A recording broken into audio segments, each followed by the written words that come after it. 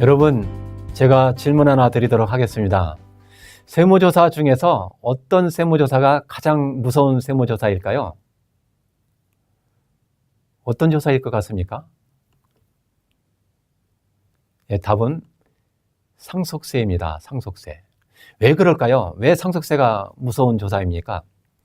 예, 상속세는 최하 10년간을 조사를 합니다. 10년간. 우리 선생님들 어제 점심 무엇을 드셨더라 잘 기억 못 하신 분도 계셨잖아요. 그런데 이 상속세 세무조사는 무려 과거 10년치를 세무조사를 합니다. 일반적인 세무조사는 제척기간이 5년이라서 5년 동안 있었던 것을 세무조사를 하는데, 이 세무조사는 최하 10년이고요. 또 탈세 사실이 밝혀지면, 고의적 탈세 사실이 밝혀지면 또 15년으로 확대가 되고요. 또 이 탈세 사실이 밝혀진 것을, 이 누락된 사실이 밝혀진 것을 안 날로부터 1년 이내에는 또 언제든지 또 세무조사를 해서 과세를 할 수가 있어요. 그러니까 상속세 세무조사는 실질적으로 시효가 없다, 이렇게 보셔도 될 것 같습니다. 그래서 상속세가 무섭다는 것이죠. 예를 한번 상속세 관련해서 에피소드 하나 좀 들려드릴까요? 제가 잘 아는 그 모임에 CEO 사모님이 계셨는데, 이분 남편이, CEO 분이 일산의 백병원에서 이 눈가에 주름 제거 수술을 하다가 갑자기 돌아가시는 그런 사건이 발생을 했습니다. 갑자기 돌아가셨으니 얼마나 유족들이 참 깜짝 놀랐고 참 고통스러우셨겠어요. 그런데 그 고통도 잠시고요. 더 고통스러운 것이 상속세에 시달리게 됐다는 것이죠. 우리나라 이 중소기업들의 큰 문제가요, 아무리 잘 나가던 이 중소기업들도 오너가 사망하면 갑자기 파산하는 경우가 비일비재하게 발생합니다. 왜 그럴까요? 이 중소기업 주식을 평가를 하면 주식이 어떻습니까? 액면가는 보통 5,000원이나 10,000원 정도를 합니다. 근데 시가 평가를 하게 되죠. 만약에 오너가 사망을 했어요. 그러면 주식 평가를 해서 이 평가 금액에 대해서 상속세를 부과를 하게 됩니다. 그런데 이 액면가액 5,000원이나 10,000원에 불과한 이 주식이 뭐 수십만 원, 이 수십만 원이 되더라는 거예요. 그러면 이 수십만 원에 해당되는 주식을 평가하면 이 상속세가 어마어마하게 발생을 합니다. 그런데 어떻습니까? 이 상속세를 내야 되는, 납부를 해야 되는데 회사에 돈이 있습니까?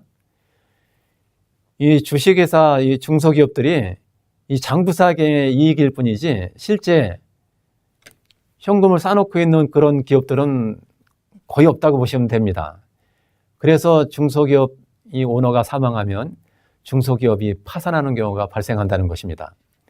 그래서 이 무서운 이 상속세 세무조사를 감안하시면 미리미리 대비를 하셔야 된다는 것을 강조해 드립니다. 제가 그런 의미에서 제가 만나는 많은 CEO 분들에게 이런 내용을 컨설팅을 해드려요. 그런데 제 컨설팅을 받은 거래처 사장님이 아주 그냥 갑자기 정색을 하시면서 노발대발 하시는 거예요. 아니, 저 기분 나쁩니다. 세무사님. 아니, 제가 멀쩡하게 사업을 잘 하고 있는데 왜 갑자기 죽는다는 얘기를 합니까? 제가 이렇게 멀쩡하게 살아서 사업을 하는데 기분 나쁩니다. 이렇게 오해를 하시더라고요. 그래서 제가 그 오해를 풀어드리려고 아주 애를 먹었습니다.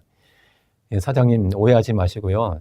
이 상속세라는 이 성격이 나이 50대 초반부터 미리미리 준비를 하셔야 되는 세금이라서 그렇습니다. 절대 오해 없으셨으면 좋겠습니다. 제가 이렇게 간곡히 말씀드리는 그런 에피소드가 있습니다.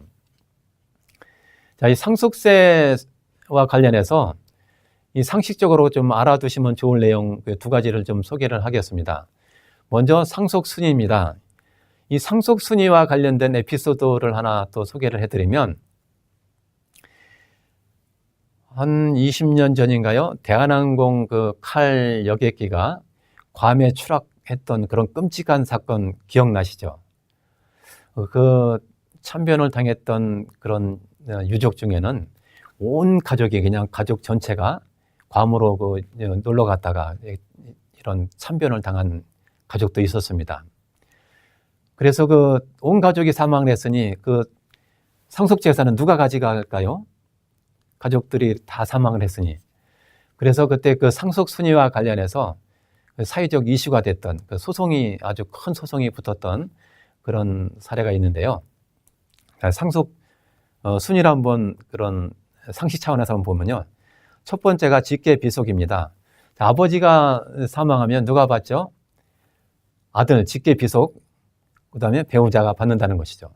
근데 같이 그 배우자와 그 자식들이 같이 그 비행기에 타서 사망을 했다. 그러면 누가 받죠?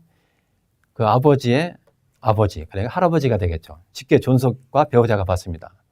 직계 존속과 배우자도 같이 돌아가셨다. 그러면 형제 자매가 받고요. 형제 자매도 같이 돌아가셨다. 그러면 사촌 이내에 관계 혈족으로 상속이 이루어지게 됩니다. 다음으로 또 그 상식으로 알아두시면 좋을 내용이 상속재산 분할 순서입니다.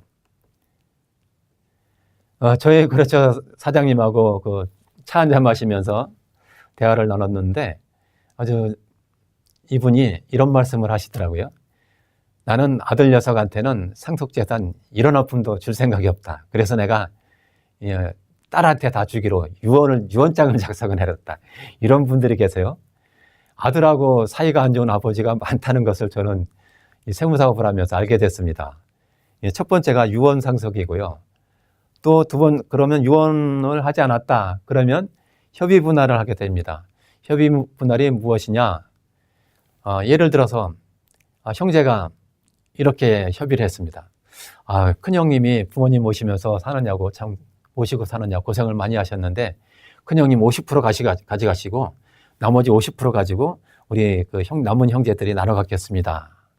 이렇게 협의하는 것이 바로 협의 분할이에요.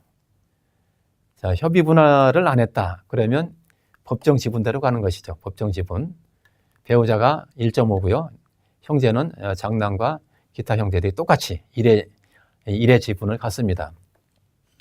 자, 이렇게 이번 파트에서는 조사 중에서 세무조사 중에서 가장 무서운 세무조사는 상속세 세무조사다.